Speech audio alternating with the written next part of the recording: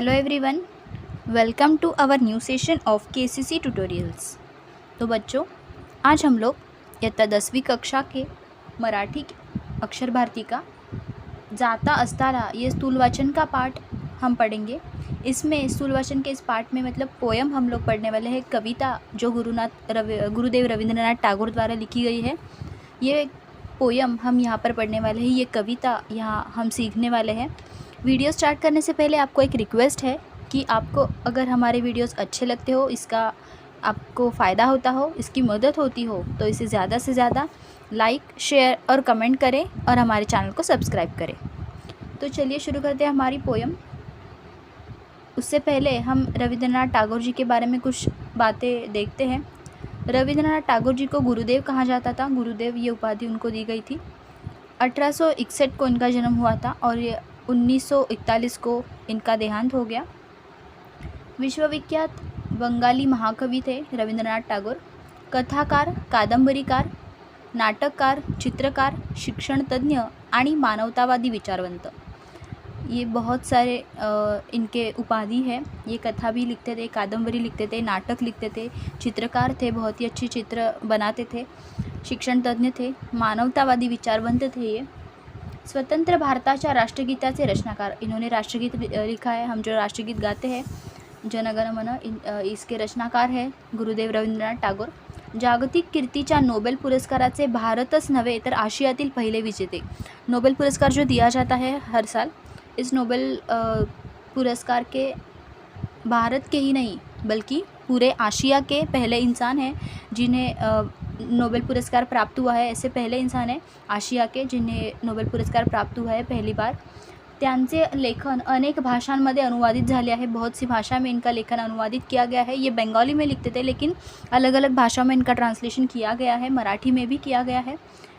आज हम ये पोएम जो पढ़ने वाले हैं ये एक्चुअली बंगाली में रविंद्रनाथ टैगोर जी ने लिखी है, लेकिन इसका मराठी ट्रांसलेशन श्यामला कुलकर्णी जी ने किया है, जो हम पढ़ने वाले हैं। शांतिनिकेतन आणि विश्वभारती या त्यांनी स्थापन केलेल्या शैक्षणिक सांस्कृतिक संस्थांनी जगभरात कीर्ती मिळवली।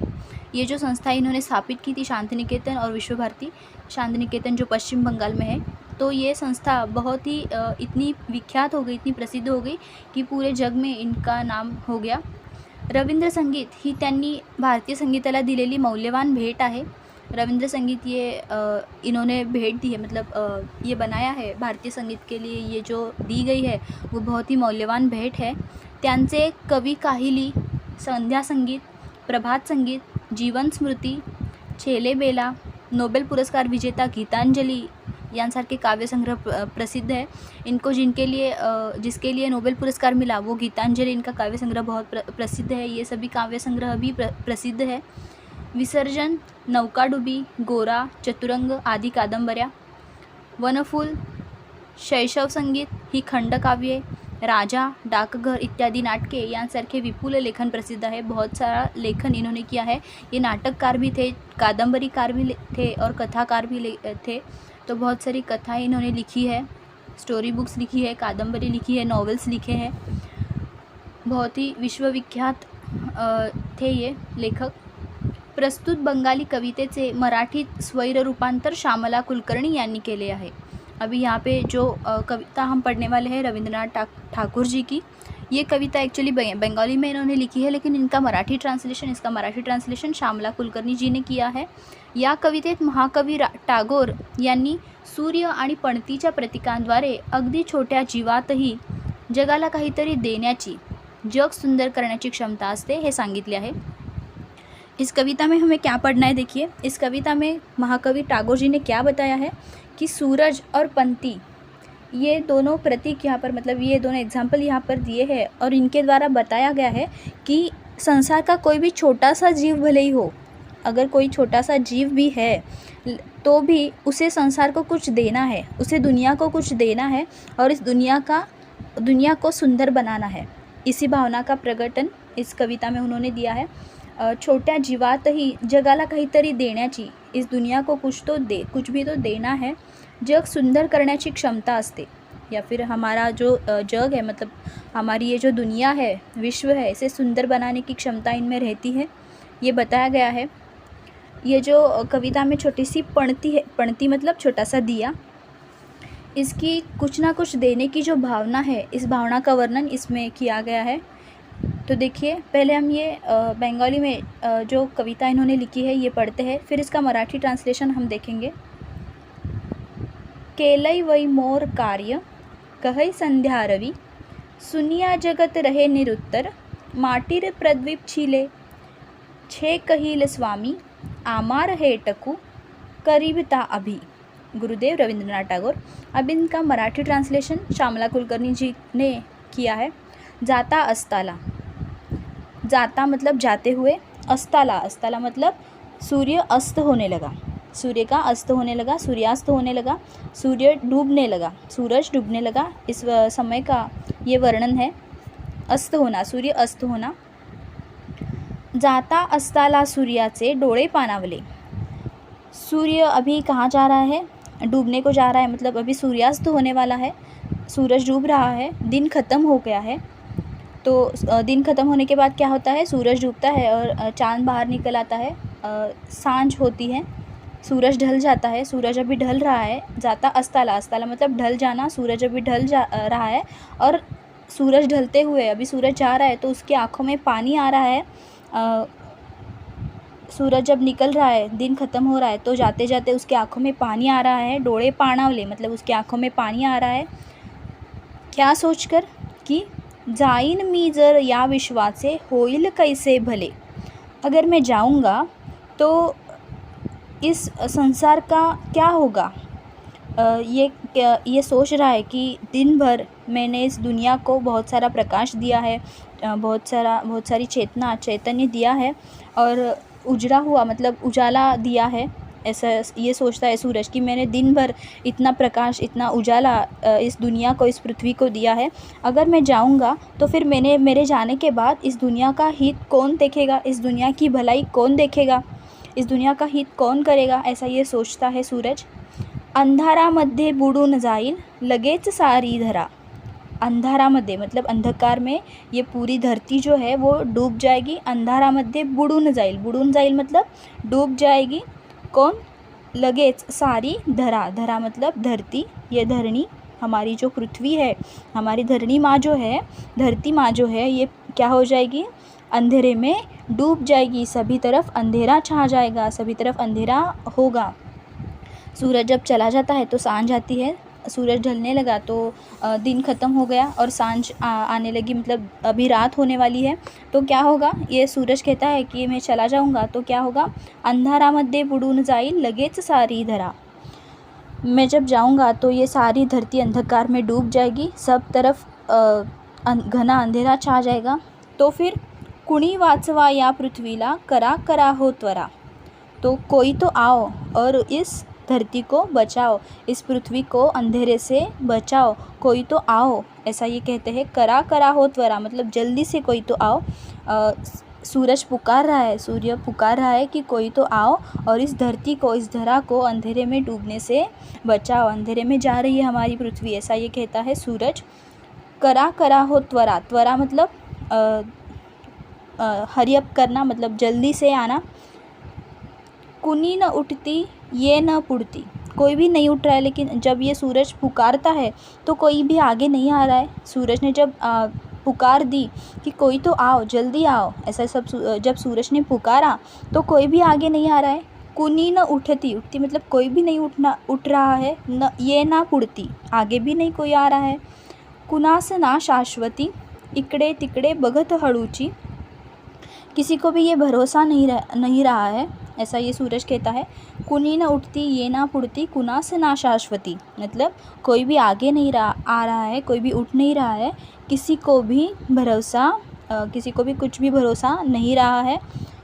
कुणास ना शाश्वती, अभी मेरा जो है भरोसा किसी पर भी नहीं रहा है, ऐसा कहकर ये सूरज निराश होता है, उसे बहुत दुख होता है।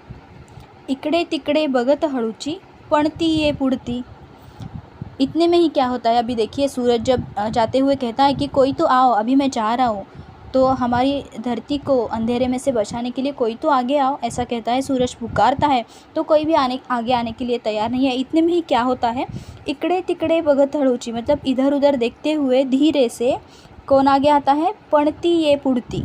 पणती मतलब छोटा सा जो दिया होता है, ये दिया आगे आता है, पणती आगे आती है। और ये पणती क्या कहती है, देखो, विनम्र भावे लऊन म्हणेती तेजोमय भास्करा। और ये बड़े ही नम्रता से आगे आती है, बड़ी लीन होते हुए नम्रता से ये आगे आती है। और ये अपना सिर झुकाते हुए, लऊन, लऊन मतलब सिर झुकाना, सिर झुकाते हुए नम्रता से ये कहती है, हे तेजोमय भास्करा, हे तेजोमय भास्करा। तेजोमय मतलब तेज, जिसके पास है, बहुत सारा तेज है। ये शब्द किसके लिए यूज़ किया गया है, सूर्य के लिए यूज़ किया गया है, सूरज के लिए यूज़ किया गया है। तो ये क्या कहती है पंक्ति, हे तेजोमय भास्करा। भास्कर जो सूरज का समानार्थी वर्ड है, सिमिलर वर्ड है। सूरज मतलब भास्कर, दिनकर, प्रभाकर, ये सभी सिमिलर वर्ड्स है सूरज के। तो भास्कर, ये पंक्ति जो है ये सूरज को क्या कह रही है, हे तेजोमय भास्करा, हे सूरज, मम तेजाने जमेल तैसी उजळून टाकीन धरा। तो ये पंक्ति जो है वो भले ही छोटी है, लेकिन ये क्या कहती है, देखो इसमें हिम्मत तो कितनी है। ये क्या कहती है, मुझे जैसा होगा, मुझसे जितना होगा, मैं इस धरणी माँ को अपने प्रकाश से, अपने उजाले से भर दूंगी, ऐसा ये कहती है। मम तेजाने, मेरे उजाले से, जमेल तैसी, मुझसे जितना होगा, मुझे जितना जम पाएगा, मतलब जितना हो सकेगा, उजळून टाकीन धरा, मैं ये धरनी उजाल दूंगी, मतलब उजेला, जो उजाला है मेरा वो सभी तरफ छा दूंगी। वच हे ऐकूनी त्या तेजाचे, वच मतलब इसका जो बोल है, इसका जो वचन है, तो तिचे उसके ये जो बोल है इसके, तो ये बोल सुनकर सूरज बहुत प्रसन्न होता है। वच हे ऐकूनी त्या तेजाचे, उस पंक्ति के बोल सुनकर सूरज के आँखों में आंसू आते हैं। डोळे ओलावले, वच हे ऐकूनी त्या तेजाचे डोळे ओलावले, तृप्त मनाने आणि रवी तो झुकला अस्ताकडे। उसके ये बोल सुनकर सूरज की आंखों में फिर से आंसू आते हैं। डोळे ओलावले मतलब उसकी आंखों में फिर से आंसू आते हैं। तृप्त मनाने मतलब समाधानी होकर, मतलब शांत होकर फिर ये क्या करता है, सूरज अस्त के लिए निकल जाता है, मतलब ढलने के लिए निकल जाता है। आणि रवि, तो रवि मतलब सूरज, ये भी रवि मतलब सूरज का ही सिमिलर वर्ड है, समानार्थी शब्द है। रवि तो झुकला अस्ताकडे, झुकला अस्ताकडे मतलब सूरज अभी अस्त के लिए निकल गया, मतलब सूरज ढलने के लिए निकल गया और सूर्यास्त हो गया। तो ये जो छोटी सी पंक्ति होती है, ये भले ही छोटी है, लेकिन इसकी हिम्मत इतनी बड़ी है कि ये क्या कहती है, मुझसे जितना होगा उतना मैं इस धरती को, इस पृथ्वी को प्रकाश दूंगी, उजाला दूंगी, जितना मुझसे होता है। तो कवि इस कविता से यही बताना चाहते हैं कि भले ही इस संसार में कोई भी छोटा सा जीव है, लेकिन उसकी ये जो भावना है कि जग सुंदर करने के लिए, मतलब हमारी जो दुनिया है उसे सुंदर बनाने के लिए, उसे अच्छा रखने के लिए कुछ ना कुछ किसी का, सभी को करना है। इस भावना का वर्णन इस कविता में कवि ने किया है, रविन्द्रनाथ टैगोर जी ने किया है। ये जो पोयम का ट्रांसलेशन है वो किनके द्वारा किया गया है, श्यामला कुलकर्णी। तो इस तरह से ये पोयम यहाँ पर ख़त्म होती है, ये कविता यहाँ पर ख़त्म होती है। इसके मीनिंग्स अभी हम देखते हैं। अस्ताला मतलब सूरज ढलने का टाइम, सूरज ढलना, अस्ताला जाने, सूरज ढलना। डोळे पाणावणे मतलब आँखों में आंसू आना। विश्व, विश्व मतलब दुनिया, संसार। धरा मतलब धरणी, पृथ्वी। करा हो त्वरा मतलब जल्दी कीजिए। शाश्वती मतलब शाश्वती, विश्वास, भरोसा। पणती, पणती मतलब छोटा सा जो दिया होता है, पणती। लऊन म्हणेती, लऊन मतलब अपना सिर झुकाते हुए ये कहती है कि मैं करूँगी ऐसा। भास्करा मतलब सूरज, भास्कर मतलब सूरज।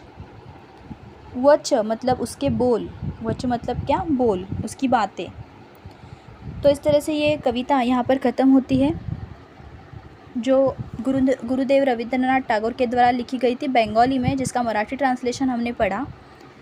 अगर आपको ये वीडियो अच्छा लगा हो तो इसे ज़्यादा से ज़्यादा लाइक, शेयर और कमेंट करें और हमारे चैनल को सब्सक्राइब करें। And thank you for watching our videos and good bye.